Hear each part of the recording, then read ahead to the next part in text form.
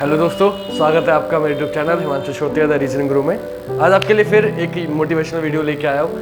मैं सिर्फ आज आपको एक छोटी सी स्टोरी सुनाना चाहूँगा कि ताकत क्या है। मेरी ताकत, हर इंसान को अपने आप में दृढ़ विश्वास होता है वो क्या कर सकता है। तो एक छोटा सा एक जापान की एक कहानी का एक बच्चा था ओकायो नाम का। उसका बड़ा मन हुआ जूडो सीखने का। 10 साल का बच्चा था, लेकिन बचपन में ही किसी दुर्घटना के कारण उसका बायां हाथ कट चुका था, उसका बायां हाथ नहीं था। लेकिन जूडो सीखने की उसकी इच्छा थी, वो बड़ा मन था उसका कि मुझे जूडो सीखना है। माँ बाप ने बड़ा समझाया कि बेटा हाथ नहीं कैसे सीखेगा, लेकिन ये नहीं माना। आखिरकार माँ बाप को जिद के आगे टिकना पड़ा। वो उसको एक मास्टर के पास लेके गए और कहा कि सर ये जूडो सीखना चाहता है। तो गुरुजी ने देख के आश्चर्य हुआ कि बिना हाथ के बच्चा जूडो कैसे सीखेगा। तो उन्होंने उससे कहा बेटा तुम कैसे सीखोगे, तुम्हारा हाथ नहीं। तो उन्होंने बोला तो आपका काम है, मुझे आप कैसे सिखाओगे, गुरु आप हो, मुझे तो बस सीखना है, या आप जानो मुझे कैसे सिखाओगे, मुझे सीखना है और आपके जैसा बनना है, बड़े होकर मैं भी सिखाना चाहता हूँ लोगों को जूडो। तो इसकी दृढ़ इच्छा देख के गुरुजी बोले चलो ठीक है तुम्हें मैं सिखाऊंगा। उन्होंने सिखाना शुरू किया, सिखाते रहे। उन्होंने एक किक का अभ्यास दिया। बोले अगर जैसा मैं कहूँगा तुम वैसा करते रहोगे तुम सीख जाओगे। बोले ठीक है। अभ्यास किया, एक किक सिखाई, बाकी लोगों को सिखाना शुरू कर दिया। 1-1.5 साल हो गया। तो बच्चे से पूछा गया कि भाई सिखाओ तुम क्या चाहते हो। तो क्या सीखा, तो सबको अलग अलग दाव सिखा रहे थे, लेकिन उसको एक एक सिखा रहे थे। वो परेशान, गुरुजी आप सबको तो सिखा रहे हो, अलग अलग मुझे नहीं सिखा रहे। तो बोले कि तुमसे जो कहा है तुम सिर्फ उतना करो। बोला ठीक है, उसे विश्वास था, वो दोबारा वही करने लगा। 6 साल बीत गए। 6 साल बीतने के बाद फिर भी वही हुआ कि उसको वही किक और बाकी सब बच्चे वही कर रहे थे। तो बोला कि गुरुजी से फिर बोला गुरुजी कुछ तो नया सिखा दो। गुरुजी बोले कि बेटा तुझे मुझ में यकीन है ना। बोले हाँ यकीन है। बोले ठीक है, बस तू सिर्फ इसकी प्रैक्टिस कर। वो करता रहा। 8 साल बाद गुरुजी ने सबको बुलाया। बोले कि मुझे जितना सिखाना था, मुझे जितना आता था, मैंने अपने सब शिक्षकों को सिखा दिया है। अब मेरे पास सिखाने के लिए कुछ नहीं बचा है और प्रतियोगिता होगी और किसी एक को मैं अपना बेस्ट शिष्य घोषित करूंगा। बोले ठीक है, प्रतियोगिता की गई। प्रतियोगिता में अलग अलग आए। तो शुरू के 2 मैच याको ने ऐसे जीत लिए बड़े आसानी से। किक मारी और जीत गया, किक मारी और जीत गया।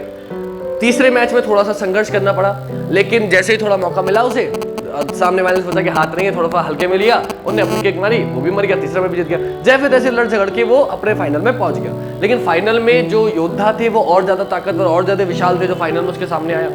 वो उसको बहुत बुरी तरीके से मारने लगा, वो बहुत पिटने लगा। तो बेचारे रेफरी ने बोला कि ये नहीं कर पाएगा, हम दूसरे वाले को विजेता घोषित कर देते हैं। लेकिन गुरुजी ने मना कर दिया कि नहीं, फाइट एंड तक चलेगी, विजेता घोषित किसी को नहीं करेंगे।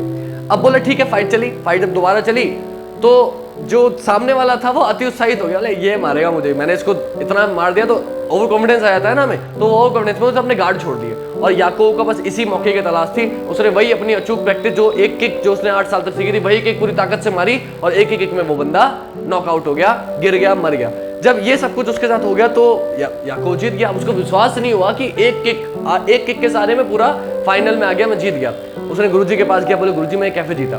तो गुरुजी ने बताया उसे कि तुमने इस किक में 8 साल तक एक किक की प्रैक्टिस करी, इतनी महारत हासिल करी है कि शायद ही दुनिया भर में तुम्हें इस किक में कोई हरा पाए। तुम इसमें महारत हासिल कर पाए हो, इसलिए तुम जीत गए हो। दूसरी चीज, तुम इसलिए जीते क्योंकि इस किक का सिर्फ एक ही तोड़ है कि सामने वाले को बाएं हाथ से पकड़कर पलट देना, और उसका बायां हाथ था ही नहीं, तो उस किक का कोई तोड़ बचा ही नहीं। तो गुरु ने जो उसकी सबसे बड़ी कमजोरी थी उसे ही उसकी सबसे बड़ी ताकत बना दिया।